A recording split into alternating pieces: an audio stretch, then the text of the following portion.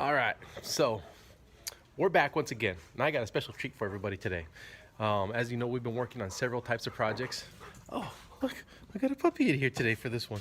Hey, come here. Come on, look. Hi, say hi. Oh, okay, go on in there.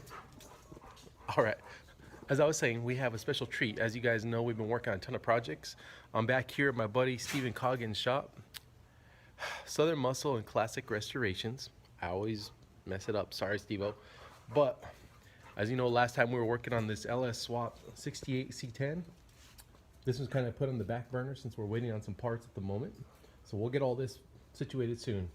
This is not the project for today. We got something really special today. You'll see everyone's pretty excited about this one.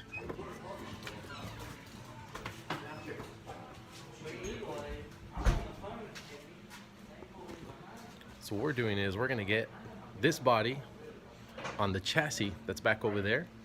Stay tuned, and afterwards we'll kind of go through some of the details of it. I think once we get the body on the car, that will be kind of where we cut it off for today, and we'll see some more stuff as Steve was doing the build. All right.